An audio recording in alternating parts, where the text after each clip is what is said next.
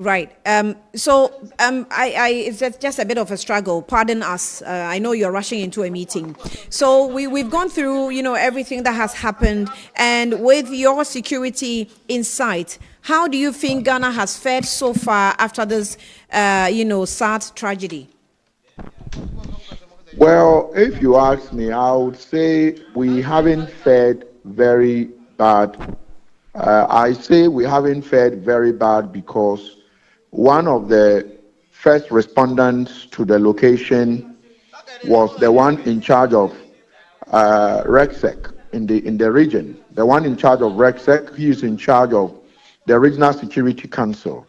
And so it is gratifying to know that he is one of the first respondents who got there and quickly helped to pick up what needed to be picked and also inform the people in the community, those who have picked up debris or those who have picked up, parts of the aircraft that came down to return them.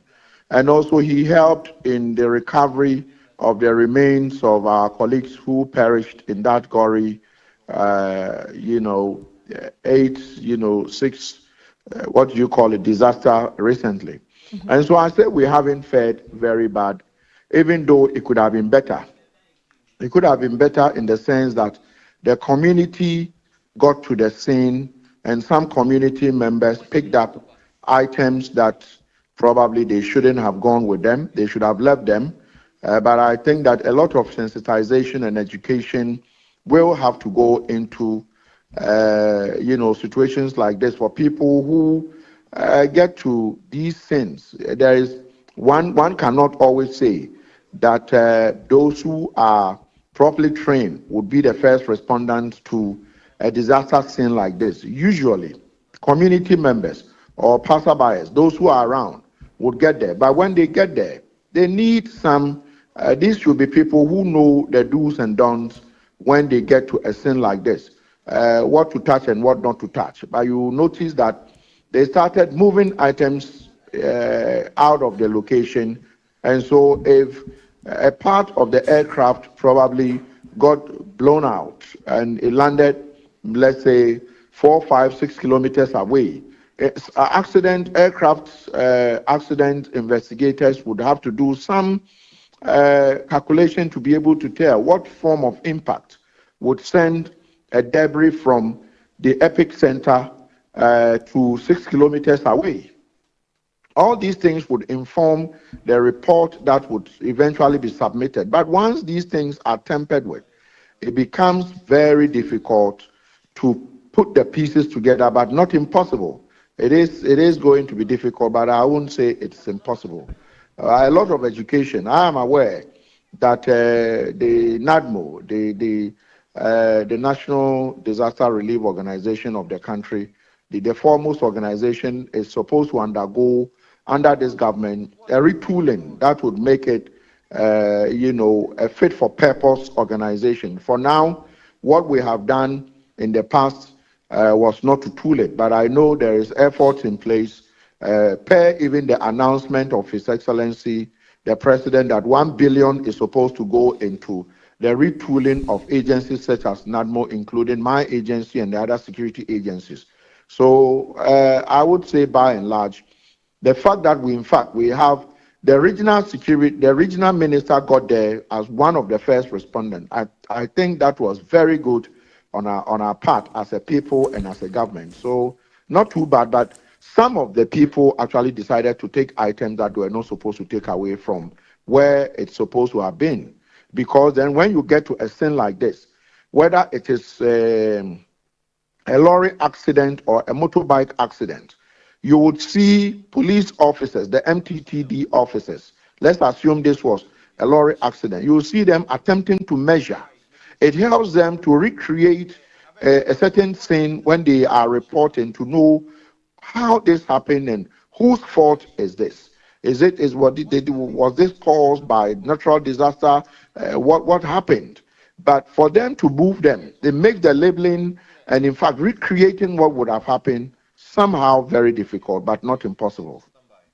Yes, but I mean, I know that With the simulation exercise, when we asked last week, I did a couple of interviews and I asked about tampering with evidence. And I remember I was told that it's not too late to still, cordon of the place.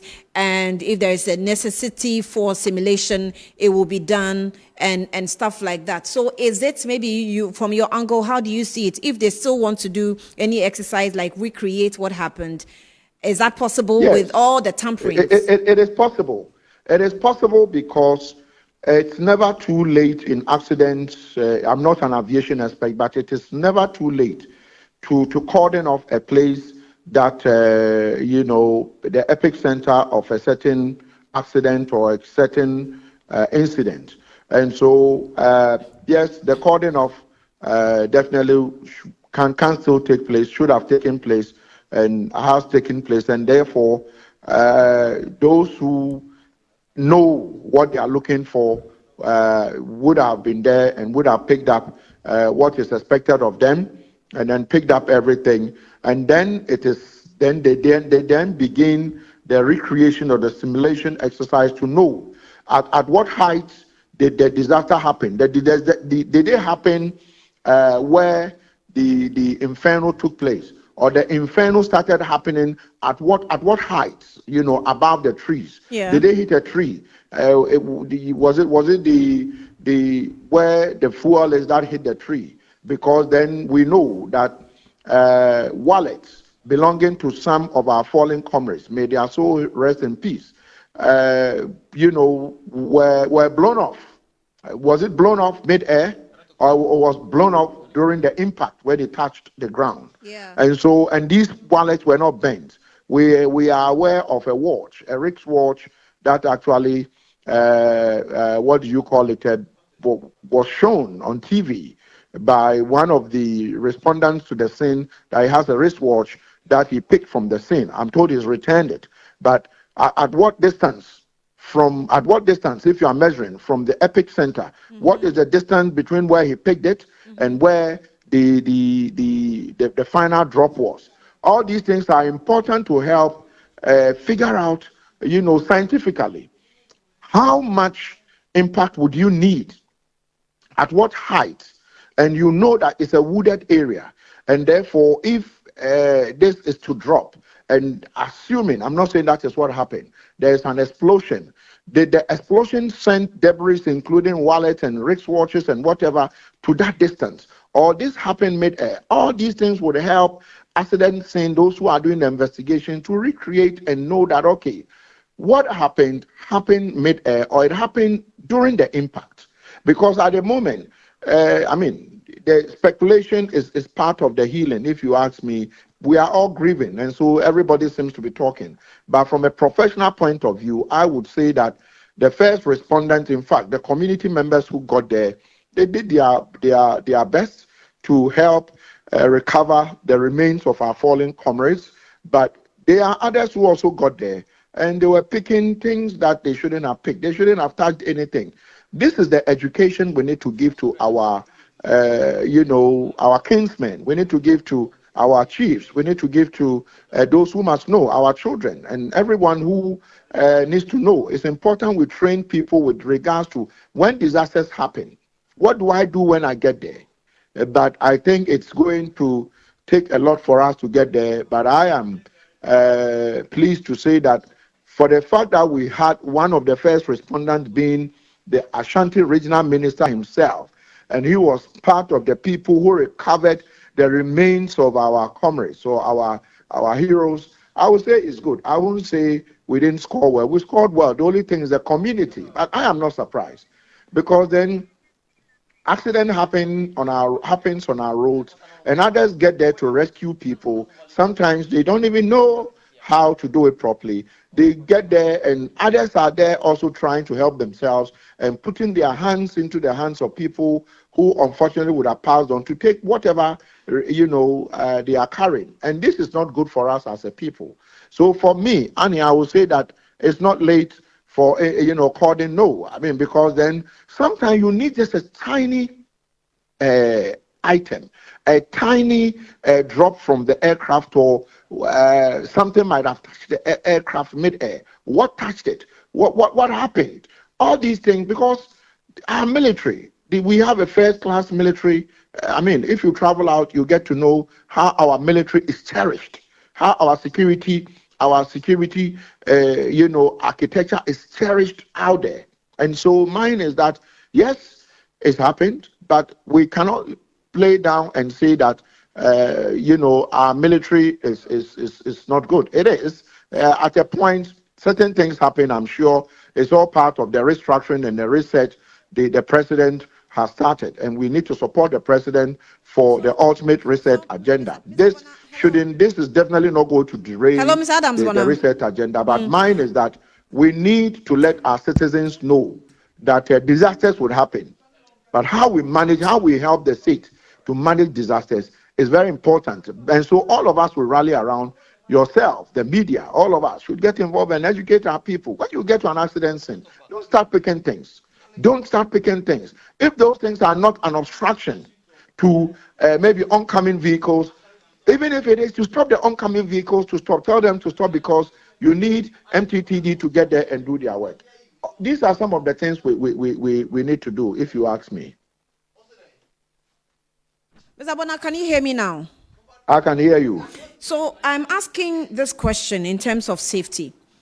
As I'm speaking to you minutes ago, we have received news of another emergency landing of a chopper again, somewhere in Nkoko. We're yet to speak with our reporter there, and we're talking about safety situations and what we have to learn from what just happened. What exactly do you think is happening to the military? I know you're measured when you're speaking about military, but most of us, including myself, are not happy with the way they seem to be managing things. You see, Annie, yes, I am measured because in trying times like this, we need to be very measured and cautious what we put out. And I say this because, you see, these people who died are good people who died in line of duty. Could have been any of us, being sent. You can't say the president has called you that I need you to go with this delegation there, and you say you will not go. Even if you were an ordinary, you were not an appointee of government, and you, Annie, you will receive a call from the president that, Annie, I would need you to go with this team. I would need yourself. You'll be privileged to be invited by the president to go and cover that event, and he wants you to be in that chopper. You will. If the communication minister was to call you, you will do that, except if you are sick. You have a genuine reason for your inability to do. There's a reason why we need to be measured. Mine is that people are not happy. So at this point, with the information I have, at this point, even if I'm directed by the president to go on an assignment and I'm supposed to use a chopper, I will not go. Because we have also, by what we do, taken our time to learn a little bit about helicopters and how the weather currently is not good for its flying. We've seen the chronology of happenings leading to this crash. And as we speak, there's another emergency landing. What is it with just using the chopper, knowing very well that the current weather condition is not so favorable, therefore risks is increased? Well, you see, I'm not an aviation expert, but I can tell you confidently that I have studied security and I've studied safety, and portion of it would be, aspect of this. But what I can say is that I have flown in a military chopper, pitch darkness, pitch black. I was in between Boku and Tamale, the Air Force base in Tamale, between Boku and Tamale. We left Boku around 8 p.m., 2023. I was in that aircraft. The then Minister of Interior was there. The then IGP was there. The then CDS was there. The then Defense Minister was in that aircraft. We flew in that aircraft around 8 p.m. mid in the night. And when you look down, you don't see anything apart from just darkness. We flew from that point in Boku, the 11th mechanized team in their base in Boku, to Tamale. So what I can say is that yes, the weather would have impacted this, but let's not be quick to just probably blame just the weather. Let's not be quick. There could be different, angles to this. I have picked up some information, but you see, the truth is that I would want to wait for the investigators who are trained in aviation accident scene and recreating to come up with a story that looks more probable. Because whatever I share, I would be sharing something that would rather fuel the confusion. Yes, an aircraft has crash landed in the Kweu area. I've seen it online. But mine is that, yes, the weather is not good. Do we say that because of that, when you go to Takrady, between the Takrady Air Force Base or the Takrady Airport and our rigs, because they take them from the airport base, the Air Force Base or the airport in Takrady onto the oil rigs. If we are not careful and we say every chopper should be grounded, I don't know how that is. I'm not an aviation expert, but mine is that someone would have to do a review to look at this. But mine is we need to be a bit careful to say that this accident happened solely because of the weather. I want to shy away from that, because then I'm telling you that I flew with some of our security couples in 2023 between Boku and Tamale, and we left Boku pitch. I mean, it was dark, you don't see anything. And these pilots, shepherd, they flew us to Tamale. We landed safely. There was nothing. But if during the day you have an aircraft go up in the air and something happens. I mean, listen, Annie, 5 kilometers, that is how far some of your reporters said when they were going, they saw debris being blown from the aircraft. It tells us that we need to be patient and wait for the investigators to tell us what hit the aircraft. Is it the aircraft, something that didn't work well, exploding in the aircraft, or something might have happened to the aircraft and it came down, and what happened? Because then some of our comrades, we are told, in fact, it's not well. I mean, if you ask me, listen, Annie, we need to be very circumspect when we are talking about this, because it's not good for us as a nation. Let's be very circumspect and rather spend time educating the populace. Right. Because this aircraft that crash landed, you saw a lot of people surrounded. Yeah. A lot of people surrounding it. And mine is that, should you run to an aircraft that has just landed, done an emergency landing, Yes, instead of but running away, do you run there? yeah, but Because then, Mr. if you Bonaa, run there, and let's something happens, what do you do? so let's really spare the volunteers. I'll call them, and I'm terming volunteers those who helped in gathering the remains of our fallen soldiers. That's because they helped the minister who went there to gather and all that, so that they don't feel that we are not appreciative of the effort they put in. But in everything, there is leadership. And for a people that lacks the knowledge in tragedies of this nature, I don't think there's so much for them to be blamed, because we didn't teach them, not in a classroom, not at home, not by NCCE or any other body. They just are ordinary people who want to help. In any case, when they got to the scene to sort of try and search for the scattered bodies, they could have been given assistance with gloves, safety gears. Nobody helped. They only offered what they had. So we, as leaders are supposed to be blamed. As a matter of fact, the accident happened on Wednesday. As late as 9th August 2025, it's when a release was given to us by the Ashanti Regional Coordinating Council, trying to retrieve items from the crash site. And this was after most of us had been on social media calling for people to stop picking items from the crash scene, and reach out to leaders so that the place will be cordoned off for authorities to do what is expected of them. The people simply for want of a better expression, lack the knowledge of how to manage an accident scene. We've seen people trying to help accident victims on the roads, and we've seen how they handle their bodies. For the longest of time, we lack the knowledge. So can you blame us? No, Annie, I don't think anybody is being blamed. I'm sure you were, an adult when September 11th happened.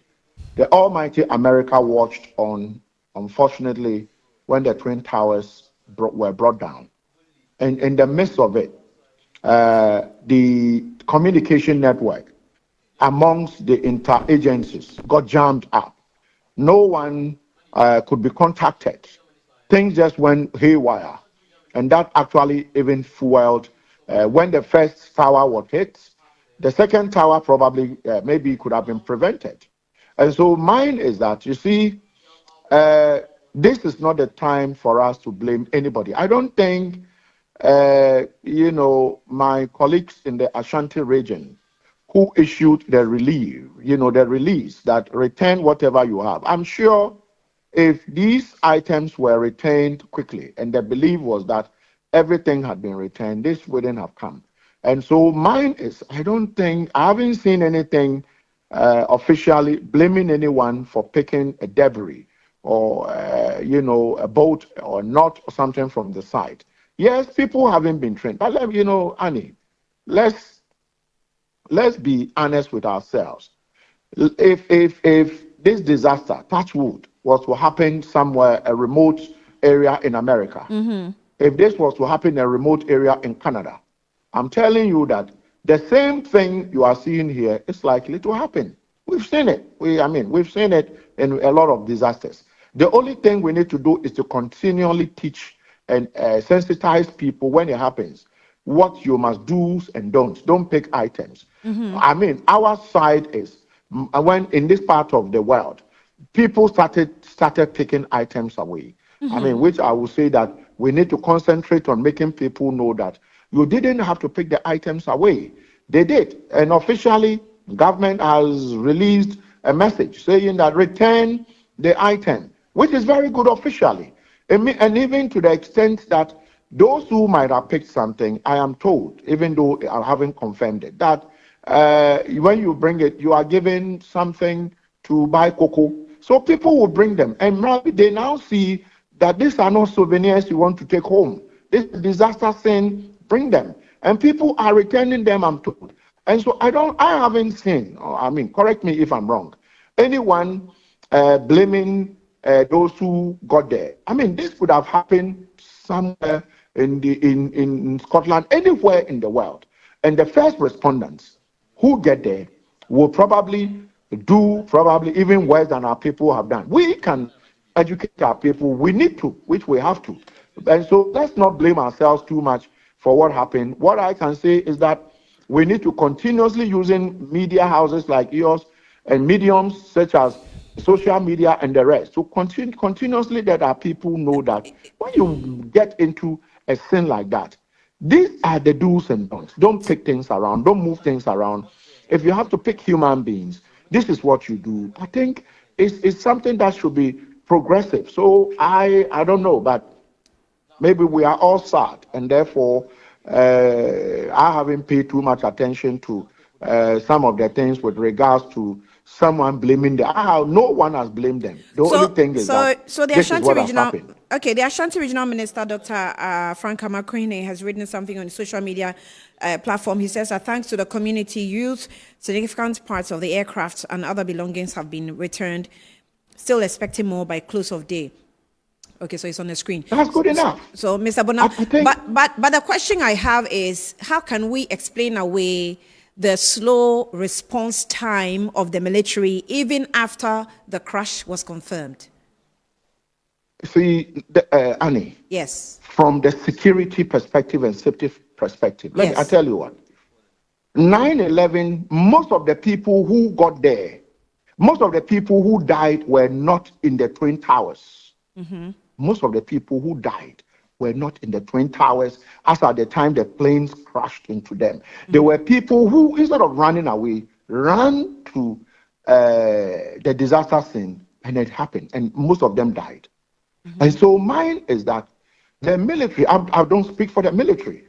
I don't speak for the, I'm only speaking out of what I know. Yeah. What I'm trying to say is that you have to plan. Look at where the thing took place.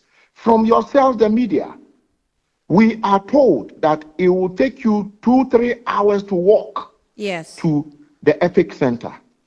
The military would have to get there. But remember that the military would have been coming from far away. And no one, you see, you would prepare. It doesn't matter how much preparation you put in place. Disasters would happen. When they happen, how you respond is important. I would say that, yes, we could have done better than we have done. But you see, let's not blame ourselves and say that. We are blaming this. I mean, I'm happy that Ashanti Regional Minister is in the thick of it and he's actually speaking. He's not speaking down the people. He's encouraging them to bring it. And I am adding my voice that anyone who has anything he's picked or she's picked, bring it. And let's try to investigate this. And I'm telling you, listen, disasters have happened not today, have happened, not Ghana alone, but I don't want to concentrate on, but I will use 9/11. This incident that happened, I tell you, it will take forever. You would remember where you were when you got the news, just like 9/11. I remember where I was when 9/11 happened. And so it tells you that the magnitude, the impact on all of us is not something you can't explain. But in the midst of it, we don't need to blame ourselves. It's happened. We've lost very, seasoned, heroes in this country. Soldiers have died. Ghanaians are not happy. Could have happened to anybody. Let's not throw our hands in the air in despair and begin to blame one another. Because when these things happen and you begin to blame one another, you are never going to find a solution to, stopping another one that will happen. So, Annie, I would plead. To be fair to everybody sharing opinions on this, I don't think it's a blame game. I think it's more of an institution giving a responsibility to protect us. So if something goes wrong and people do not understand, they have a right to question. That I think that's exactly what's happening now. Which is good. Right. So now I just want you to help us, maybe before I let you go. Institutions do have their response policies, like NADMO, like the police, like the military, all scattered. But do you think that we've questioned the issue of DNA, testing, and some of these testing that we decided to take to South Africa to go and check how we are faring? I can hardly hear you. It's so faint. Okay, but now I'm struggling to hear you. Okay, is it okay now? Can you hear me now? So if you can repeat everything you said, I'll be grateful. Yes. So I was asking about us flying our bodies to South Africa to go and do forensic testing, which I know those who are in that field have told us that in Ghana we don't have the capacity, but we can establish a policy to institute a National Forensic Agency Authority. Now, do you think that there's a necessity to also establish something about disaster response agency, something like that is national? Can we do anything of that nature? We advise that. We already have NADMO. I am aware that NADMO is one of the biggest agenda of His Excellency, the President of the Republic. NADMO is one of the areas that the President spoke fondly. If you listen to him during his campaigns, you listen to some publications, is one of the areas he wants to read to. In the midst of it, I would urge that we need to be very circumspect, not to begin to create too many, organizations that will come in, do the same thing that Mo is doing. The resources, I know there's some resource allocation, and I've known this for some time, that's supposed to go to NADMO. Let's make NADMO move from what they are doing to be a paramilitary organization. If you go to the US, they have them. You go to various countries, they have them. NADMO should move from, and I believe it's the risk, I know there's supposed to be a law that's supposed to be tweaking this. And there's supposed to be some resource that's supposed to come. I am aware of some resource that, in fact, was supposed to come some time ago, but they said until NADMO becomes that paramilitary something we want, it won't come. Once we get NADMO to be able to do this, you see, it is easy because NADMO is everywhere the military is not. And so NADMO would have gone to this area because they would have all the tools to get there. And so I wouldn't call for another authority to be created. Right. I think the president, His Excellency, and his cabinet already has got something in the works that's supposed to come. And so mine is that let's allow investigations to continue. And these bodies that were sent, I checked from seasoned surgeons in this country, and they said we have the mechanism to do it in this country. The only thing is that it looks like it's not something we frequently do. And so the agents, the anti-agents, or the tools they need to do it quickly would take some time. And therefore, they need a few things to add on to this to be able to do, what you are expecting. Medically, I'm not too sure of the names. And so you see already they took them just a few days ago and they are back. Maybe it would have taken a week before, maybe if we have to do, or 2 weeks before it's done. But I'm told we have the capacity. But there are a few things that we needed to add up. I think that strengthening us in this capacity in this country, and we know the president is good at strengthening capacity when these things happen, where he uses it as a launching pad to make us become better. You know how UGMC and the rest came to existence. You go to other countries in the sub-region, you'll be amazed that they have nothing. So we have done better. Let's continue to support those who are trying to get this done, so that in the end, Annie, we don't end up, probably talking more than we expect His Excellency the President to lead us to do. That is what I would urge that we do, Annie. Right. I'll let you go. Just give us a few words on the black box that's been found. What do we stand to achieve with the found of that box, and how it can contribute to the investigation currently ongoing? Oh, it will help immensely, especially when there are no eyewitnesses. So far, no one, I haven't seen debris spreading.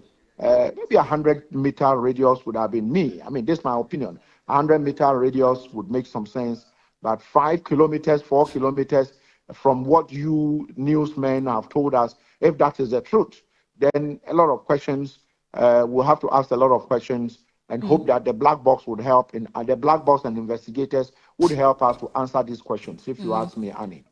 So how about what we've just found out too? I'm sure you're going to, find more about the emergency landing in Nkoko, what we've just seen, making rounds. Yeah, I'll try. I only saw it, so I would ask. I'll get some information, and then if I do, and you reach out to me, I'm sure I would, as usual. I used to do this before I was appointed, so I won't shy away from it. I'll speak my mind. I'll let you know what I know, Annie. Very grateful for that. Very, very grateful for that, Adam Bonaa.